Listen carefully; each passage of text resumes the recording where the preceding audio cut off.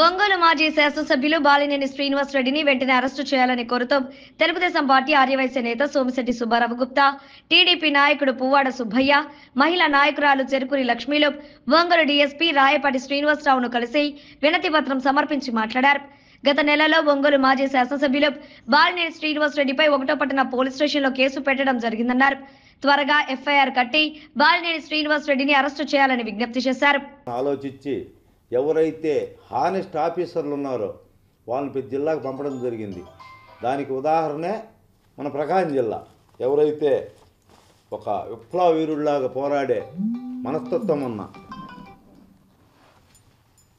SP Damodar సార్ని వేశారు. అలానే గతంలో భారతీయుడు అనేవాళ్ళు మన ఒంగోలు డిఎస్పీ గారిని,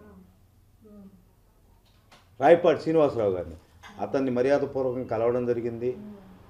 కలవడంతో పాటు నేనేదైతే గత నెలలో బాలినేని మీద పెట్టిన కేసుని రీఓపెన్ చేసి ఆల్రెడీ నాకు కాపీ ఇచ్చారు. దాన్ని ఎఫ్ఐఆర్ కట్టి త్వరగా అరెస్ట్ చేసి నాకు న్యాయం చేసి రక్షణ కల్పించాలని కోరడం జరిగింది. అలానే భూ కబ్జాల మీద ఒక వ్యక్తిది అప్పచెప్తే దాన్ని మొత్తం డీటెయిల్స్ అడిగాడు, చేస్తామన్నాడు. ఒక వారం టైం తీసుకొని. ఏంది ఇంత దారుణంగా ఉంది ఒంగోలులో పరిస్థితి అంటే 50,000 కోట్ల ఆస్తులు అన్యాక్రాంతమైనవి సార్. ఒకరితో ఒకరు ఆక్రమించుకోవడం కానీ, ఒకరిది ఇంకొకరు తీసుకోవడం కానీ, అలా చాలా దారుణమైన పరిస్థితులు ఉన్నాయి ఒంగోలులో. మీరు కానీ చేస్తే ఒక లెజెండ్ అవుతారు ఒంగోలుకి అని చెప్పడం జరిగింది. ఏదేమైనప్పటికీ ఒక నిజాయితీకి నిలువెత్తు సాక్ష్యమైనటువంటి డిఎస్పీ గారిని కలవడం చాలా ఆనందంగా ఉంది. డిఎస్పీ గారు కావచ్చు, ఎస్పీ గారు, ఏఎస్పీ నాగేశ్వరరావు గారు అందరూ మంచి ఆఫీసర్లు దొరికారు, మంచి టీం దొరికింది. ఇప్పుడే సెట్ అవుతున్నారు. ఈ రాష్ట్రంలో అన్ని జిల్లాల కన్నా ఫస్ట్ ప్రకాశం జిల్లాలో సిట్టు కూడా వేశారు. ఆ సిట్లో కేసులన్నీ తీస్తారు. ప్రతి బాధితుడికి న్యాయం జరిగిద్ది.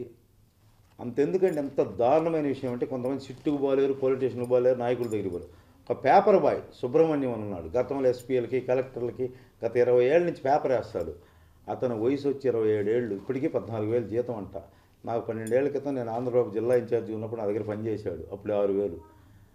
అతని స్థలం 7.5 గది ఎఫ్సై గూడెం దగ్గర ఆక్రమించుకున్నారు. ఎవరికి చెప్పుకోవాలి? అతను పోయి ఏంద్రా పోలీస్ స్టేషన్ ఎక్కడ తిరుగుతా ఉన్నా నా వల్ల సరే ఎమ్మెల్యేలు ఎంపీలు కలంటే నాకు ఏడుందన్న ఓపిక, నేను బతకాలి కదా ఈ పేపర్ వేసుకొని కలెక్షన్ చేసుకొని ఏ పనులు చేసుకొని అన్నాడు.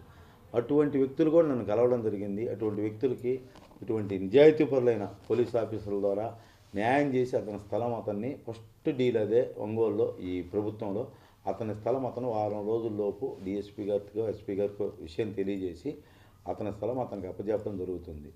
వాళ్ళు ఎంత దారుణంగా ఉందంటే మాకు బాలినేని వాసు చెప్పాడు, మేము వేసుకున్నాం షెడ్ అని చెప్పి అక్కడ లోకల్ కార్పొరేటర్లు ఇప్పుడు మరి ఏ పార్టీలో ఉన్నారో తెలియదు.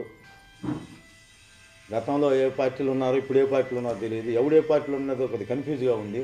అందుకని వాళ్ళు ఏ కార్పొరేట్ అయినట్టు ఇప్పుడు కొత్తగా చేరిన కార్పొరేటర్ అవ్వచ్చు, వైసీపీ కార్పొరేటర్ అవ్వచ్చు, వాళ్ళ అండదండలతో అక్కడ ఒక రౌడీ షీటర్ లాగా నియంతలాగా వ్యవహరిస్తూ ఒక కుర్రోడు వాళ్ళ అమ్మ చాలా దారుణంగా ఆక్రమించారు.